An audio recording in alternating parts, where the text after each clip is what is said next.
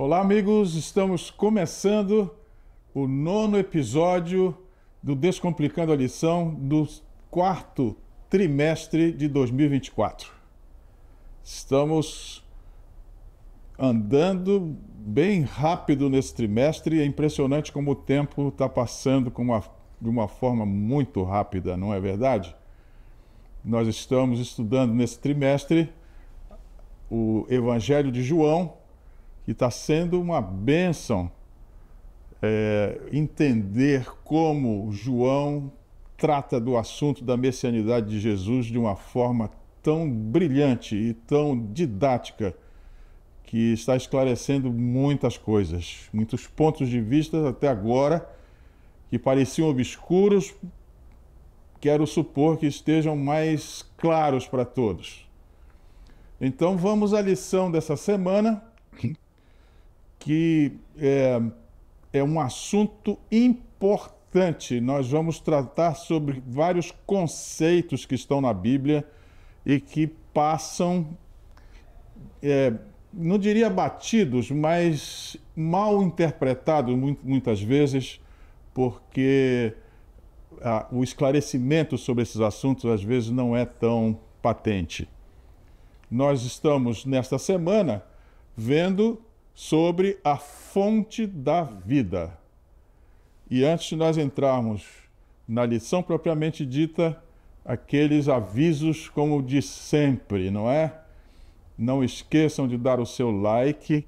No caso da plataforma que contém esses vídeos, é muito importante esse like, porque a plataforma entende que não é só um programa que é visualizado eventualmente, ele é de interesse. Na medida em que a gente vai lá e dá o like, a plataforma coloca isso em evidência porque é um programa desejado. Então esse é o seu trabalho missionário. Por favor, não deixe de fazer isto. Também há um QR Code. Muitas pessoas que entram em contato pelo chat da plataforma perguntam como é que eu posso entrar nesse grupo. Sempre vai aparecer, começa no início do vídeo, mas também durante o vídeo, um QR Code, que se apontarem as lentes do seu celular para ele, vão ser direcionados diretamente para o grupo, que recebe imediatamente o programa assim que ele é lançado no ar. E alguns perguntam sobre o esquema que é apresentado aqui, se vai ser disponibilizado ou não. A resposta é sim, só não disponibilizado no mesmo dia em que o vídeo vai ao ar. Ele é disponibilizado na sexta-feira. Então fiquem atentos, porque é na sexta-feira que o esquema vai estar disponível em PDF para quem quiser utilizá-lo. Lembrando que esse programa, ele é apenas um programa orientador para os professores. Nosso objetivo é fornecer insights que possam orientar os professores na ministração do assunto diante da sua classe. Então, o que nós apresentamos aqui, na verdade, é um guia. É uma avenida que o professor pode trafegar nela para construir o seu conhecimento e assim lecionar diante da sua classe. Também quero agradecer a audiência, que tem sido maravilhosa. Tenho recebido muitas mensagens e quero agradecer em nome da equipe que trabalha aqui no Descomplicando por toda essa interação que está ocorrendo e que é muito, muito importante para nós. Então, não deixe de mandar sua mensagem dizendo como é que você está recebendo e que efeito isso está causando, principalmente em relação aos professores da Escola Sabatina, que efeito isso está causando na sua ministração. É importante para nós sabermos. Então, agora vamos entrar na lição. E a lição dessa semana vai tratar de um assunto que, como eu disse, nem sempre é muito visível e muito visto no âmbito da igreja, a questão da vida. A vida é um conceito na Bíblia e nós vamos tentar mostrar isso hoje. Aqui estão os ícones ou as ilustrações que as lições que nós já vimos trazem. Nós estamos na lição 9 E vejam aqui, como se trata da vida, a ilustração está mostrando que a vida é, na verdade, a palavra de Deus. Ela está bem aqui, né, nesse balão. Que se alguém se fixa na palavra de Deus, quebra a corrente que nos submete à morte. Portanto, é a palavra de Deus que é, na verdade, a vida. Então, aqui começamos a entrar num conceito bíblico do que é a vida. E o verso para memorizar diz que Jesus, que é o Verbo, não é isso? Nós vimos isso no primeiro verso do Evangelho de João, o Verbo, né? Ele é a palavra, ele é o caminho. Ele está dizendo aqui, eu sou o caminho, a verdade e a vida. Então aqui está o conceito de vida. Ninguém vem ao Pai senão por mim. Vamos ver os autores da lição desse trimestre dissecando diante de nós o conceito de vida. Nós temos dois conceitos, o conceito do que é vida e o conceito do que é vida eterna. E como nós podemos nos adonar desses conceitos e viver bem. Então vamos ao início da lição de hoje, ou dessa semana, partindo aqui do pensamento inicial, que é a premissa. Deus deseja que o homem exercite suas faculdades de raciocínio. E o estudo da Bíblia robustecerá e elevará o espírito como nenhum outro. Prestem atenção nisso que está, inclusive, tarjado aqui. É o estudo da Bíblia que vai fazer com que você desenvolva o raciocínio. Convém, entretanto, acautelar-nos contra o deificar a razão, a qual está sujeita à fraqueza e enfermidades humanas. Caso não queiramos que as Escrituras se fechem ao nosso entendimento, de modo que as mais claras verdades deixem de ser compreendidas, devemos ter a simplicidade e a fé de uma criancinha, estar dispostos a aprender, buscando o auxílio do Espírito Santo. A consciência, para lhe compreender a grandeza, deve inspirar-nos humildade e devemos abrir a sua palavra com reverência, como se encontrássemos a sua presença com santo temor. Então, se a palavra de Deus é a vida, conforme nós vimos ali no ícone, né, que dá entrada à lição, então é aí que nós temos que ter completa capacidade de absorver cada palavra, cada sentido, cada frase, porque é aí que está a questão da vida. Eu quero que os professores entendam que, sem a leitura da Bíblia, professores e alunos da Escola Sabatina, é impossível você se adonar da vida. E nós vamos ver por que isto é importante ao abrir a lição. Então, partindo dessa questão de que nós temos que buscar a vida na palavra, vamos ver a lógica do estudo dessa semana. A dádiva da vida, o grande eu sou. Então vejam que a vida está em Jesus, conforme o verso para memorizar. E quando este assunto vai ser estudado, é necessário que nós vejamos as palavras da vida eterna, ou seja, o que fundamenta o conceito de vida eterna. Uma vez que isso está claro, nós vamos experimentar um novo nascimento e experimentar uma nova maneira de enxergar as coisas, crendo no autor da vida, que é o grande eu sou. Mas a lição vai terminar com a questão da rejeição e condenação, se essas coisas forem deixadas de lado por causa da razão humana. Então vamos entrar nesses 3 assuntos que vão nos mostrar como que a vida, o conceito de vida, está didaticamente colocado para nós na palavra de Deus, na Bíblia.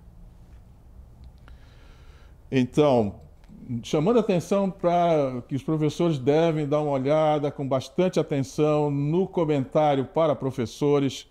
É importante ali, porque os autores vão colocando conceitos ali e vão dissecando ideias que os professores precisam carregar e levar para ministrar diante da sua classe. Primeiro assunto, então, as palavras da vida eterna. Se o conceito que a Bíblia quer que nós entendamos é a vida eterna, há um conceito que é secundário, mas que precisa ser entendido, que é o conceito da vida. O que é a vida? Sempre nós pensamos, quando raciocinamos sobre a vida, de que a vida é um privilégio e que a gente sente a vida quando nós andamos, respiramos, sentimos. E geralmente as pessoas raciocinam quando querem dizer que estão vivendo, raciocinam com sensações. A vida são nosso trabalho, é a nossa possibilidade de diversão, mas a Bíblia não está definindo vida com esta impressão que eu acabei de relatar. Ela está demonstrando uma outra coisa. O conceito de vida começa aqui, ó. Provérbios 3, 5 e 6, Salmo 16, 11 e João 17, 3. Aqui está o conceito. A verdadeira vida, segundo a Bíblia, é frequentemente definida como vida em comunhão com Deus. Prestem bem atenção nisso, professores, porque o conceito de vida começa a ser delineado agora. Vida não é eu acordar, respirar, tomar café, me movimentar, ir para o trabalho. Não. O que nós estamos vendo aqui é o seguinte: vida parece ser uma concessão dada por Deus para você, para que você tenha, em primeiro lugar, um relacionamento com Deus, que é a comunhão com Ele. A palavra comunhão, nós já falamos aqui muitas vezes o que ela significa. Comunhão é ter algo em comum com Deus. E para você ter algo em comum com alguém, é necessário que você se relacione com essa pessoa. Portanto, o primeiro propósito, o primeiro entendimento sobre o que é vida, é que vida é relacionamento. Então, essa comunhão com Deus é caracterizada por algumas coisinhas aqui, olha. Obediência. Obediência tem a ver com relacionamento. Amor, que tem a ver com relacionamento. E conhecimento de Deus. Você não se relaciona com uma pessoa se você não a conhece. Então vejam que a vida na Bíblia não é o ato de eu estar andando, comendo. Essa situação na Bíblia é uma outra história, chama-se existência, que é muito diferente de vida. Alguém pode existir, mas não ter vida. E eu vou tentar ver se nós conseguimos entender isto. Então, Miqueias 6, verso 8, que é um texto extremamente conhecido pelos adventistas, diz o seguinte: Ele te mostrou, ó homem, o que é bom e o que o Senhor exige de ti, que pratiques a justiça, ames a misericórdia e andes humildemente com o teu Deus. Esse texto já foi aqui muitas vezes trazido à baila, mas agora ele assume uma conotação em relação ao conceito do que é a vida. Vida é um relacionamento, e para você ter vida, você precisa de 3 coisas importantes: justiça, misericórdia e humildade. Então, a justiça, a misericórdia e a humildade são componentes de uma vida verdadeira. Vejam bem isso. É viver em obediência e comunhão com Deus, conhecendo-o e seguindo seus mandamentos. Portanto, aqui está realmente mostrando que vida é relacionamento. Existência é muito diferente disso. Você pode existir, respirar, comer, andar e não estar relacionado com Deus. Ok? Então, aqui, nestas circunstâncias, ou seja, se você tem uma vida de comunhão com Deus, ou seja, procura construir um relacionamento que traz a você coisas que são comuns com Deus, ou seja, você copia o caráter dele. Então você vai ter justiça, que é a base do caráter de Deus. Você vai ter misericórdia, que é uma das faces do caráter de Deus mais importantes que ele mostra para nós, e vai ter humildade. Nessas circunstâncias, se essas três coisas estão presentes, a garantia de longevidade. E por quê? Pela virtude da união em obediência à palavra de Deus, à palavra de Jesus, e isto se torna a nossa vida. Compreendem isso? Caros professores e caros alunos, vejam bem por onde nós estamos começando a entender o que é o conceito de vida. Vida é relacionamento. Uma pessoa que vive muito é aquela que se relaciona muito com outras pessoas. Você precisa ter um relacionamento forte com a natureza e um relacionamento forte com a humanidade. E isto é vida. E você, para isso, precisa de três virtudes: misericórdia, justiça e humildade. Agora, essas coisas, elas estão na Bíblia como sendo consideradas sabedoria divina. A sabedoria divina está aqui, Miqueias 6:8. Ele te mostrou, ó homem, o que é bom. Aí está a sabedoria.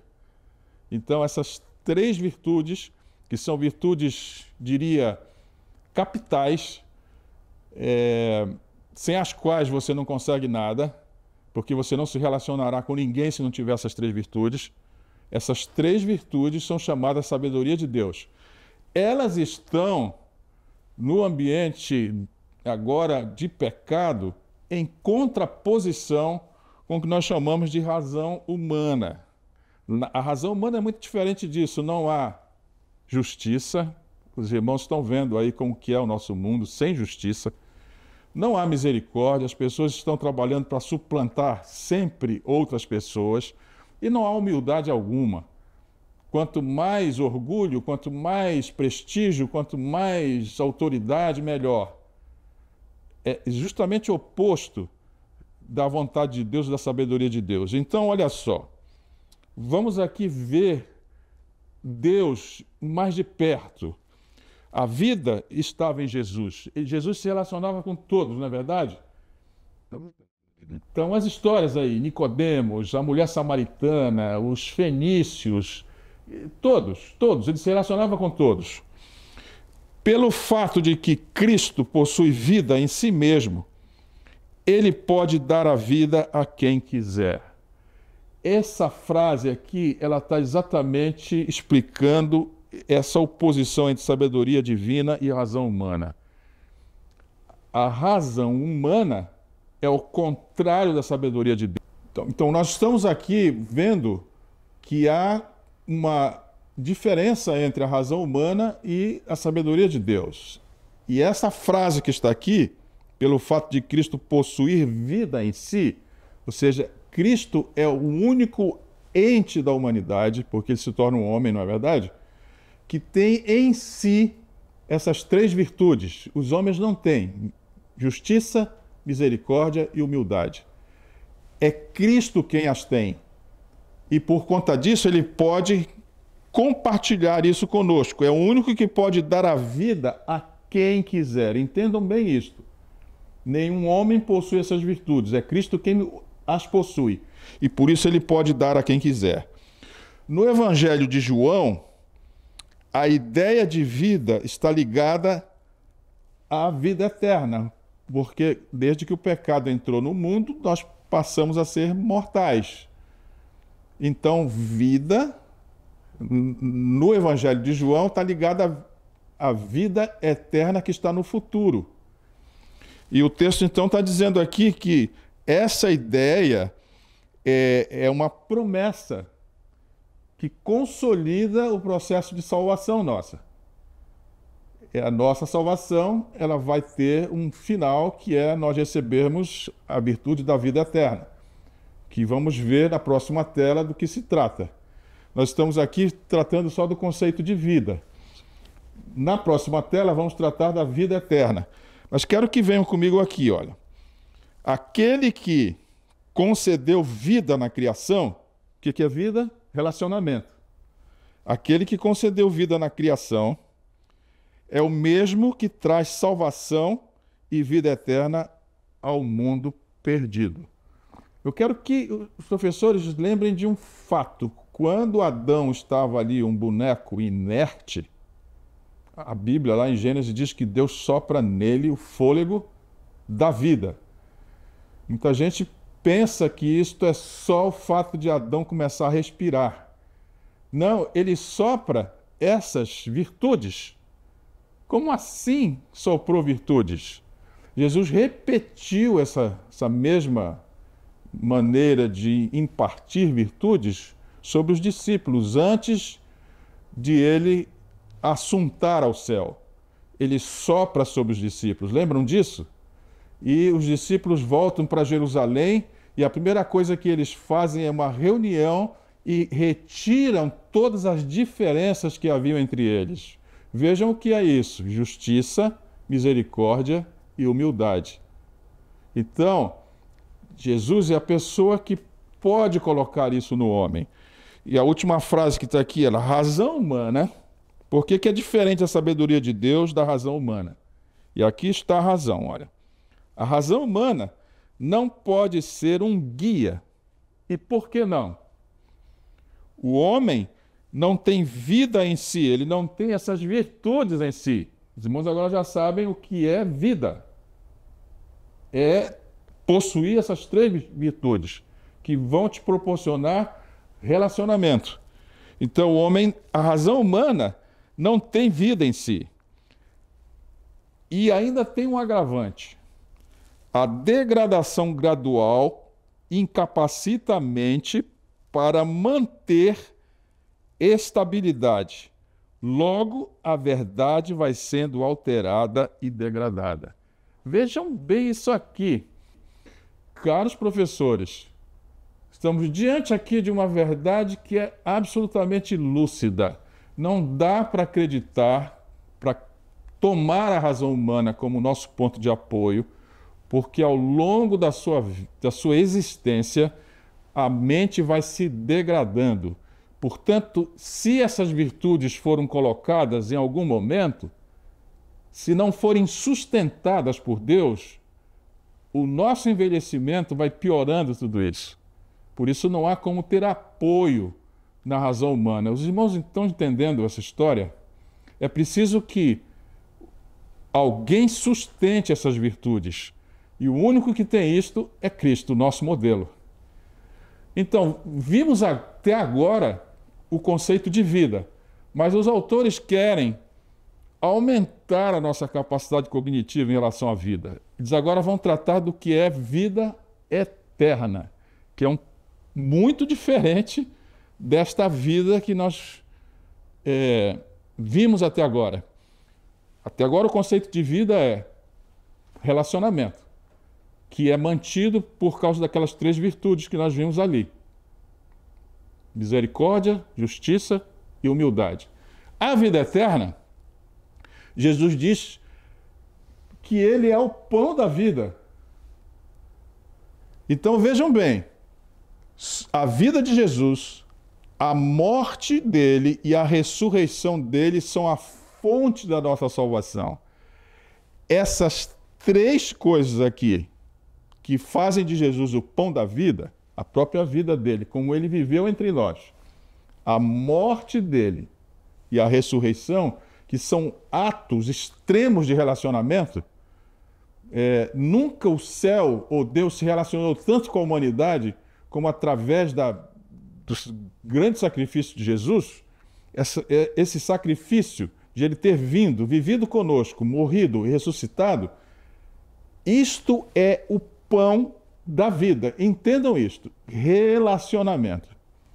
Agora, vida eterna é o poder vivificante que traz salvação e sentido à existência presente.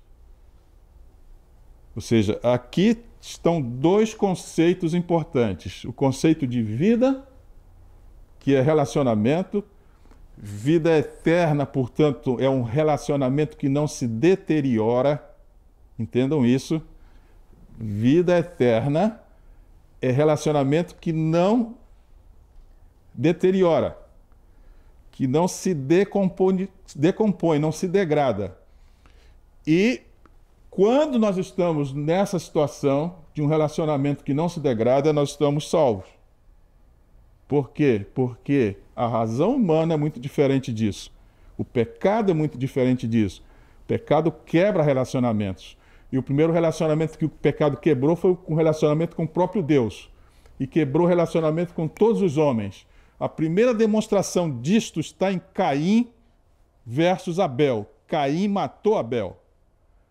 Vejam o que é a existência. Então, existência é muito diferente de vida. Existência é o fato de você ter sua dinâmica fisiológica funcionando. Você acorda, dorme, respira, anda, tem dor, tem sensação, tem isso, tem aquilo. Isto é existência. Vida é muito além disso. Nós já vimos o conceito. Agora, a justiça, a misericórdia e a humildade são componentes de uma vida verdadeira. É viver em obediência e comunhão com Deus, conhecendo-o e seguindo os seus mandamentos. Nós estamos aqui repetindo uma coisa que nós já vimos lá atrás. Por quê? Nessas circunstâncias, ou seja, tendo justiça, misericórdia e humildade, só com essas coisas juntas é que há garantia de longevidade. Então, a vida eterna quer dizer que essas virtudes não desaparecerão.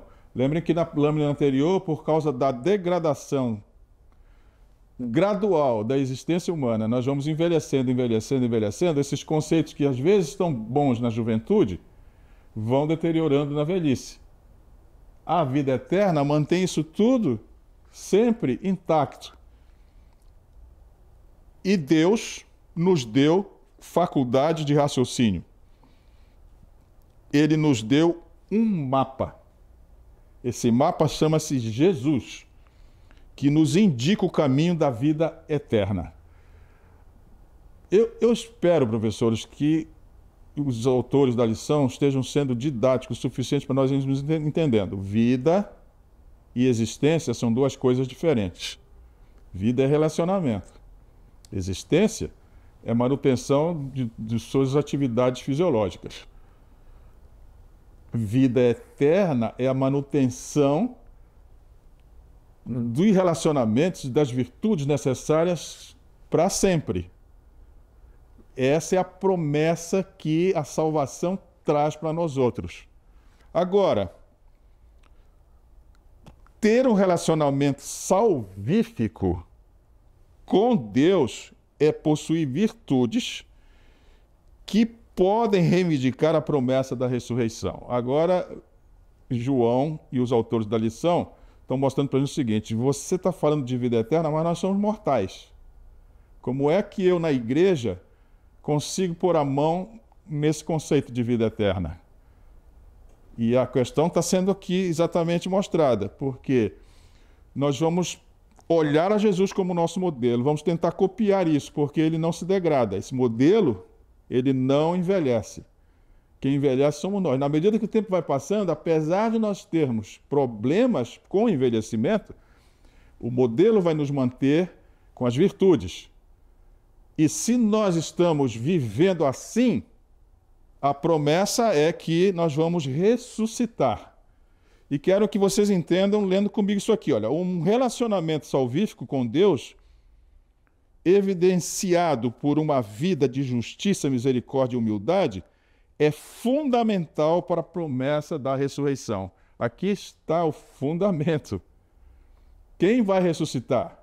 Os que viveram copiando a justiça de Jesus, viveram copiando a misericórdia de Jesus e viveram copiando a humildade de Jesus.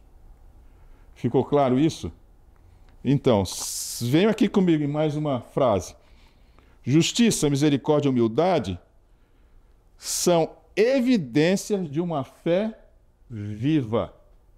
O que é a fé viva? Eu creio em Jesus, creio no modelo e eu atuo na sociedade de acordo com aquele modelo, ou seja, eu estabeleço relacionamentos. Professores, uma igreja onde as pessoas que estão lá não têm um relacionamento forte, formam grupos, se digladiam uns com os outros, formam facções, brigam, não têm uma fé viva, não estão vivendo de acordo com o conceito que nós vimos, estão apenas existindo.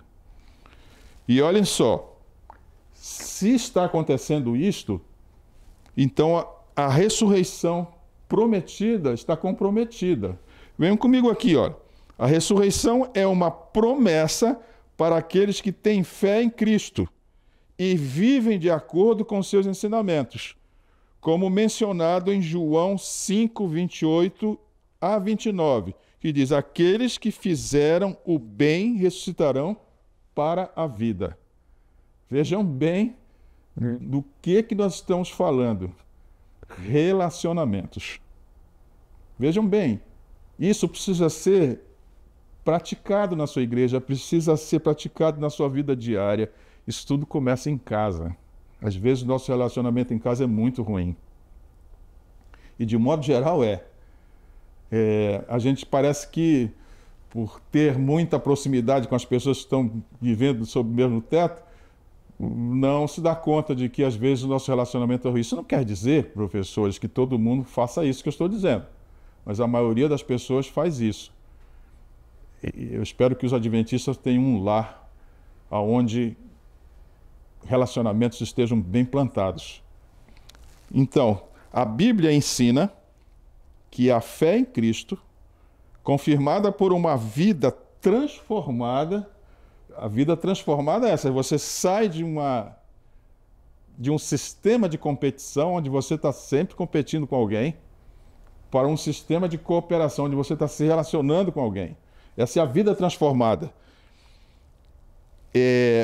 Se a vida foi transformada, então assegura a essa pessoa que não será mantida na sepultura, mas ressuscitará para a vida eterna. Então, se nós estamos treinando nesta vida, que é uma vida, que é um espaço concedido por Deus, para que você aprenda a se relacionar. Professores, entendam isso. Nossa vida, esse espaço de vida que nós temos, segundo a Bíblia, a partir dos 70 já começa a ficar difícil, é mais enfado, mas não deve ser necessariamente assim. Você pode ter uma vida boa, mesmo a partir dos 70 anos. Se você consegue manter um modelo diante de você e consegue praticar essas virtudes que nós estamos discutindo aqui, você pode falecer, a sua existência pode chegar ao fim, mas a sua vida não. Prestem atenção nisso. Lembra Jesus falando: aquele que crê em mim, ainda que esteja morto, viverá? A sua existência pode terminar, mas a sua vida não. E a promessa é que todos os que têm essas virtudes ressuscitarão. Então, se nós temos esse conhecimento, agora nós vamos ver segundo assunto discutido na lição, que é o crer e o novo nascimento. Nessa primeira parte, nós vamos nos dedicar aqui a entender o que é o crer. Vejam isso aqui, olha. Isso aqui está tarjado para você prestar atenção. A fé nasce da informação. Está lá Paulo falando sobre a fé no capítulo 11 de Hebreus, não é? Fé é o firme fundamento, né? Informação. É necessário conhecer e o Espírito Santo opera na mente iluminando-a. Ou seja, quem é que ele ilumina? Tem uma palavra que se usa e muita gente não sabe o que significa, a palavra aluno. A palavra aluno é uma palavra do latim que quer dizer pessoa sem luz. O a é a negação e luno quer dizer luz. Aluno é o que não tem luz. Então, nós estamos aqui com o Espírito Santo sendo nosso professor e ele vai operar na mente iluminando-a. Você trazendo o quê? Informação. Se isso está acontecendo, a luz faz despertar a fé. Isso está dissecado por Paulo em Romanos, capítulo 10, verso 17. Muito importante isso que a gente está vendo aqui. Ou seja, nós vimos o que é vida, nós vimos o que é vida eterna, e agora como é que eu passo a crer nisso? É a informação. A fé está baseada em informações específicas sobre Deus. E quais são essas informações específicas? Sua natureza, suas promessas e suas obras. Ora, professores e alunos da Escola Sabatina, nós temos tudo isso à nossa disposição. Nós sabemos da natureza de Deus porque isso tudo está na Bíblia. Ou seja, o caráter dele está na Bíblia. Está no Velho Testamento. Mas, mais ainda, além da informação do Velho Testamento, o caráter de Deus foi demonstrado por Cristo. E o Novo Testamento é exatamente a explicitação do caráter de Deus, demonstrado pelo Filho. Então nós temos a natureza dele clara para nós. Nós temos as suas promessas, que foram ratificadas pelo próprio Cristo. E nós temos as obras. As obras de Deus são de dois gêneros. Nós temos a natureza e nós temos as obras de relacionamento de Cristo enquanto ele esteve conosco. E temos toda a história de relacionamento de Deus com a humanidade, desde o início até agora. Então não há como não ter uma fé baseada em evidências. É necessário concordar com a informação e aceitá-la. Uma vez que eu tenho essa informação, eu preciso concordar com ela. Se eu concordo, eu estou dizendo que eu a aceito. E nessas condições, eu vou receber a Jesus, isto é, eu vou crer nele. Está claro isso? Ele nos dá poder ou autoridade de nos tornarmos filhos de Deus ou nascer de Deus. Quando é que eu nasço de Deus? Quando eu tenho informação, porque o Espírito iluminou a minha mente, quando eu concordo com essa informação e a aceito, portanto eu recebo Cristo. Nesta condição, o que eu tenho? Tenho o título de filho de Deus ou de ter nascido de Deus. Devemos agir com fé, devemos receber a Cristo, isto é, crer nele, devemos estar abertos à luz. Quem é que traz a luz? O Santo Espírito. Mas é Deus quem regenera o coração. Ou seja, nós podemos agir com fé, nós podemos estar abertos à luz, mas a mudança do coração é Deus quem opera. E essa é uma promessa, não é verdade? Ezequiel, não é, professores? Diz que ele diz, depois daqueles dias eu vou mudar o coração de vocês, eu vou tirar o coração de pedra e vou colocar um coração de carne. É uma promessa de Deus. E aqui nós estamos vendo, João enfatiza, João capítulo 5, 24, a importância de aceitar a palavra de Jesus e crer nela. Então vejam bem, uma vez que nós temos essas coisas bem claras, vejam o que isso aqui que está marcado diz. No mundo religioso, há multidões que acreditam estar no reino de Deus, mas estabeleceram o seu próprio reino. Novamente, não é como assim, não é? Mas olhem só, é a palavra de Deus que vai fazer com que nós nasçamos de novo. E é ela que vai modificar o coração. Os ensinos e o exemplo de Cristo não se tornam o critério e, portanto, estão andando na luz das faíscas que eles mesmos acenderam, em vez de seguir os passos do seu suposto mestre. Vejam o que está escrito aqui. Essa questão de que as pessoas estão na igreja, mas não estão no reino de Deus, ela tem a ver na não observância da palavra de Cristo, que vai diretamente ao encontro, ela vai diretamente contra a condescendência humana, ela condena os hábitos e práticas populares, e por essa razão, as pessoas continuam nas suas próprias compreensões, no que a Bíblia chama de padrões ou a palavra que a Bíblia usa cultura criada pelo próprio homem. São os padrões, não é? São as ideologias humanas. Como a Bíblia vai contra essas coisas, o que são as ideologias humanas? Você compete, você suplanta, você precisa de ter autoridade, você precisa de estar acima das outras pessoas, você não pode ser um número na estatística, isso tudo você vai aprendendo com o mundo. A palavra de Deus vai ao contrário disso. E por conta disso as pessoas estão na igreja, mas estão praticando essas coisas, e como o texto aqui está dizendo, elas vão andando nas faíscas que elas mesmas acenderam. Então, o novo nascimento é uma obra do Espírito Santo, uma transformação de dentro para fora. Passamos a viver de acordo com os princípios de Deus. Está em João 3,13. Ele está falando para Nicodemos aqui.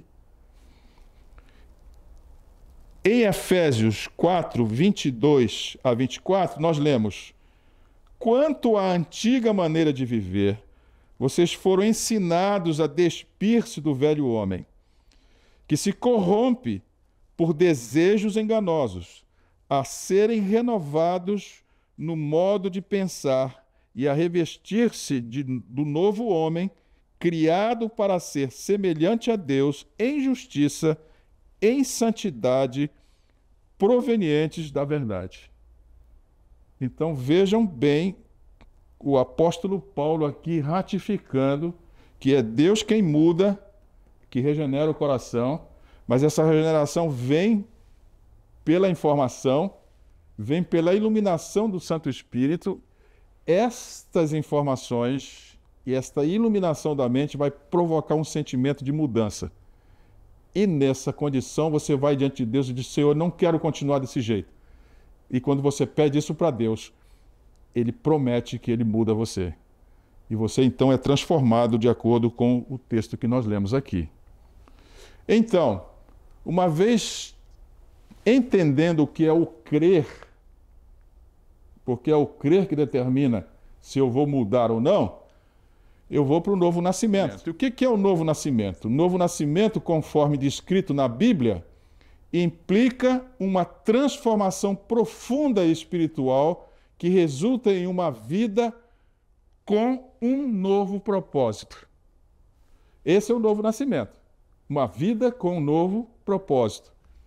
A velha natureza, nascida do sangue e da vontade carnal, não herdará o reino de Deus. Professores, vocês são lembrados de Gálatas capítulo 5? As obras da carne?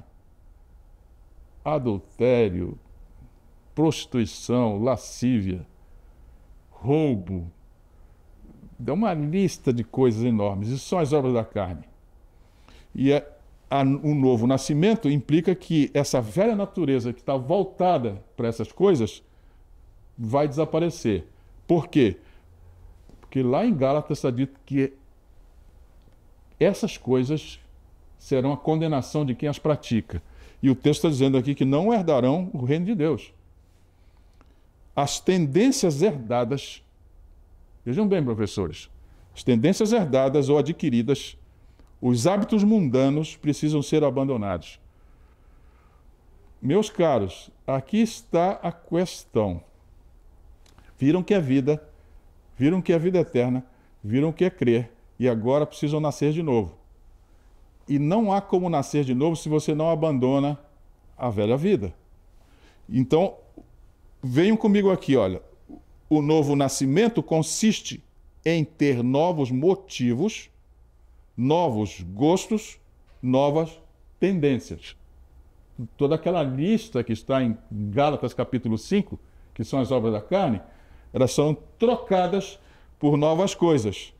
Aí, no próprio capítulo 5 de Gálatas, está dizendo quais são as obras do Espírito: amor, paciência, longanimidade, mansidão, temperança, domínio próprio. Essas coisas serão o motivo, né? Novas tendências, novos gostos. Quando homens que alegam serem cristãos retêm todos os seus defeitos naturais e disposições, não podem apreciar a verdade como elemento santificador.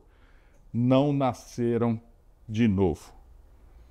Então, o resultado da atuação interior do Espírito Santo é demonstrado na conduta exterior. Então, se o novo nascimento quer dizer mudança de paradigmas, mudanças de modelo, mudanças de motivos, mudanças de gosto, mudanças de tendências, essas mudanças irão aparecer aonde? No seu comportamento exterior. Então vejam aqui, tem um texto, que é de 2 Coríntios 5:17, que mostra claramente isso. Portanto, se alguém está em Cristo, é nova criação. As coisas antigas já passaram e eis que surgiram coisas novas. O arrependimento envolve abandonar os antigos caminhos e adotar uma nova vida em Cristo. O que é nova vida em Cristo? Novos valores e novos propósitos. E quais são esses novos valores? 3 palavras mágicas: justiça, misericórdia e humildade. E, finalmente, o novo nascimento implica em deixar para trás componentes e valores mundanos que antes eram significativos e adquirir novos significados. O que são os novos significados?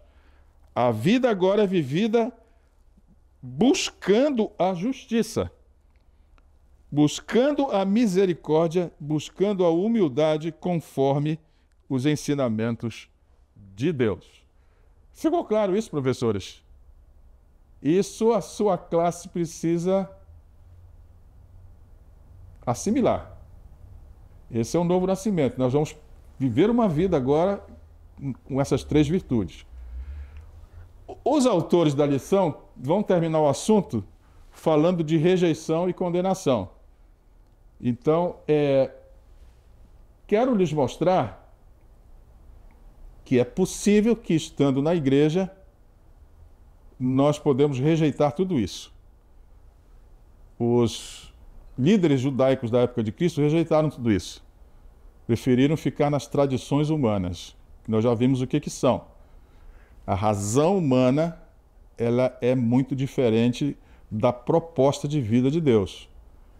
Então, se eu rejeitar, o que vai acontecer? Os autores trazem uma análise de como está a situação atual. Mas isso que nós vamos analisar aqui atravessou as eras. Foram sempre vistas em todas as épocas. Uma confusão entre luz e trevas. Por causa disso, vai ocorrer uma ambivalência da verdade. O que é essa ambivalência? Presença simultânea de sentimentos ou ideias opostas. Há um problema no sistema nervoso central que os especialistas chamam de esquizofrenia. A palavra esquizo quer dizer quebra. O que é esquizofrenia? A pessoa pensa uma coisa e faz outra. E quando a pessoa tem esse comportamento, é um comportamento esquizofrênico, um comportamento quebrado. E aqui nós estamos falando de uma coisa como essa, uma confusão entre luz e trevas. Se isso vem para o ambiente da igreja, depois de terem toda essa informação que nós já discutimos aqui, pode ser que nós tenhamos uma vida de ambivalência da verdade. E vejam bem, o inimigo produz um ambiente favorável à aceitação do erro ou das trevas e à rejeição da luz. Ele vai trabalhar com isso. Vai fazer com que você ache que as tradições humanas são muito mais úteis para você do que a palavra de Deus. Porque você vive no mundo e o mundo se comporta assim. Então, as tradições são muito mais úteis para o seu dia a dia. Mas a palavra de Deus está dizendo outra coisa. João 3,19, e a condenação é esta, que a luz veio ao mundo, quem? Jesus, não é? E os homens amaram mais as trevas, ou seja, amaram mais as tradições do que a luz, porque as suas obras eram más. Aqueles que decidem contra a luz são condenados por suas próprias ações, rejeitam a única luz que oferece esperança. Não há cura. A menos aqui, que se abram à luz do poder restaurador de Cristo. A condenação resulta da escolha equivocada. Até aqui, só notícias ruins, não é verdade? Mas vamos entender um pouco mais. Como é que esta rejeição ocorre? Por qual razão, mesmo estando na igreja, nós rejeitamos? Venham comigo com muita atenção. A rejeição se origina por causa da dúvida. Sabem o que é dúvida? É quando eu tenho 50% de certeza e 50% de incerteza. Isto é uma dúvida. Seriam capazes de me dar um exemplo de dúvida? Se eu tivesse no auditório, seria interessante isso. Mas como eu não estou, eu vou logo dizendo aqui. Pensem na zebra, aquele animal lá da África, a zebra. E a dúvida é o seguinte: a zebra é um animal branco com listas pretas ou é um animal preto com listas brancas? Veja que isto é a dúvida. 50% de chances de ser uma resposta, 50% de ser outra resposta. Perceberam? O que o inimigo faz? Produz esse tipo de sensação em relação à palavra de Deus. Dúvida. E olhem aqui. Adão e Eva duvidaram da sabedoria de Deus. O inimigo trabalha para trazer dúvidas. Não é verdade, professores? Faça uma análise aí com a sua classe. Pergunte aos alunos se eles não têm dúvidas em muitos assuntos.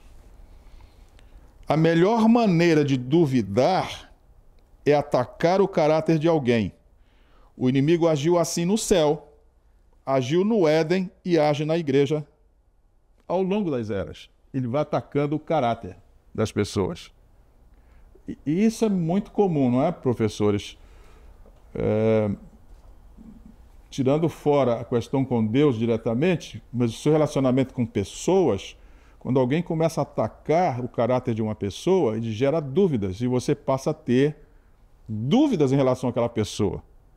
Então, a melhor maneira de você trazer dúvidas é atacando o caráter de uma pessoa. E não é isso que na política os candidatos que estão aí nos pleitos de eleição fazem, colocando dúvidas sobre o caráter um do outro? Por quê? Porque a dúvida é tudo de bom quando você quer prender mentes. Então, o pecado dos hebreus em Cades Barneia foi duvidar da palavra de Deus. Lembra do episódio de Cades Barneia? O que aconteceu lá? Deus deu uma ordem: entrem na terra.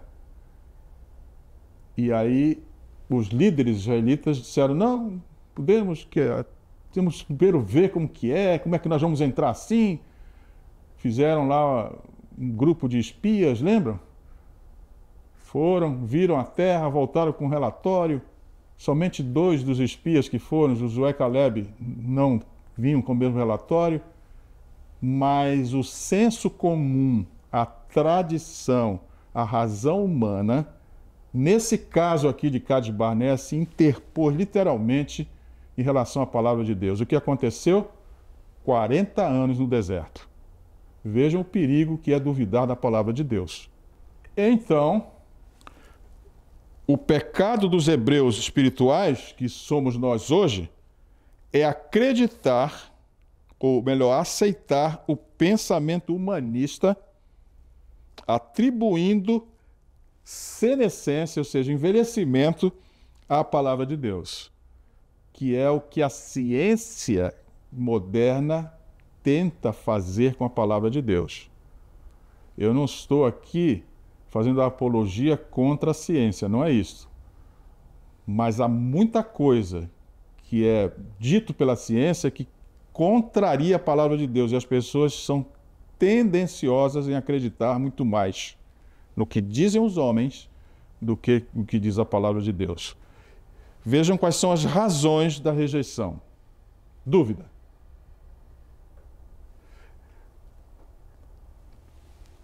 Como eu posso evitar, então, isso tudo? E aí nós vamos terminando. João 3, 18 e 21 diz o seguinte: quem crê nele não é condenado, mas quem não crê já está condenado, porquanto não crê no nome do unigênito Filho de Deus. Mas quem pratica a verdade vem para a luz, a fim de que as suas obras sejam manifestas, porque são feitas em Deus. Vejam bem, Satanás tentou Eva a rejeitar a luz transmitida por Deus. Ela duvidou, dependeu dos seus próprios sentimentos, do que os sentimentos dela diziam, e o marido seguiu o mesmo caminho. Então vejam bem, como é que eu evito a condenação? Evitando a dúvida. Vejam o que diz o texto aqui: eu tenho que crer no Filho de Deus. Porque, professores, nós já vimos em lições anteriores que há uma verdade que é Deus. Ela é a verdade essencial. Nós vamos tratar disso em próximas lições. A verdade essencial é Deus. Todas as outras verdades são derivadas. Não vou entrar nisso agora. Nós temos que crer em Deus, porque tudo aquilo que está fora de Deus não é uma verdade essencial. Então, qual é o resultado da rejeição? Se eu passo por cima de todas essas coisas, se continuarem no caminho da transgressão e vierem a se separar inteiramente do seu Redentor, tomarão posse deles a obstinação, a depressão e um espírito de vingança. Isso é o que está no Comentário Bíblico Adventista, na página 1125. E isso que está sendo dito aqui está exemplificado num personagem bíblico, Saul. O que aconteceu com Saul? Saul se separou inteiramente do Redentor. Ele foi buscar, inclusive, a ajuda de ocultismo. E o que aconteceu? A manifestação de um espírito pecaminoso resultou em inimizade em relação a Davi, desafiou Deus. Os irmãos estão lembrados dessa história, não é? E caiu em depressão. Vejam bem aqui que a Bíblia parece que está nos dizendo que depressão é uma doença que vem em decorrência da rejeição da luz. Isso aqui é muito importante, professores, nós prestamos atenção nisso. E, finalmente, Jesus não duvidou da palavra de Deus. Venceu em confiar. Está escrito. Satanás trabalha para aluir nosso relacionamento de confiança com Deus, colocando a razão humana como apoio inteligente à solução dos conflitos pessoais e sociais. Isso aqui é o grande engano. Uma lição impressionante. Vimos aqui agora vida eterna. Como eu consigo crer nisso? Como é que eu nasço outra vez? E se eu rejeito, o que vai acontecer? São os assuntos que nós vimos nessa lição.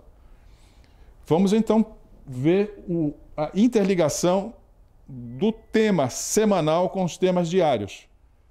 Vida estava nele e as palavras da vida eterna, que são os assuntos de domingo e segunda, estão no primeiro assunto, as palavras de vida eterna. Na terça-feira, crer e nascer de novo, novo nascimento.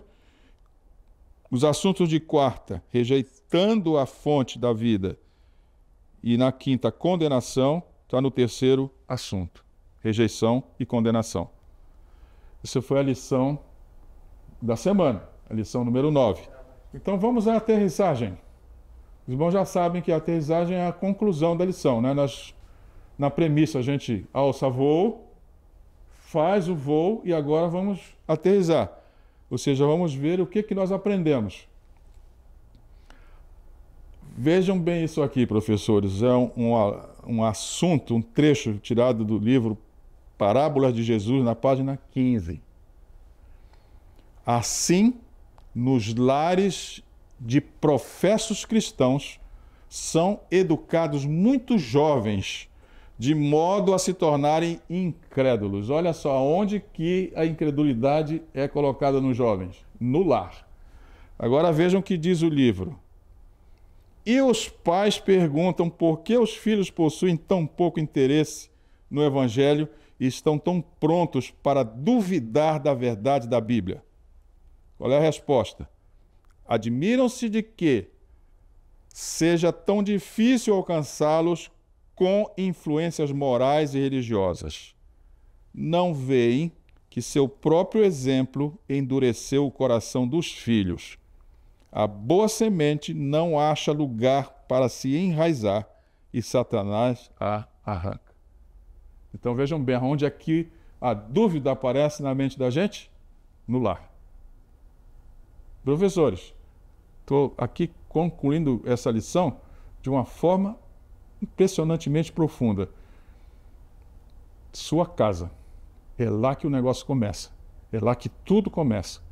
Se os jovens não são ensinados na casa, o binômio casa ou lar e igreja é o que funciona.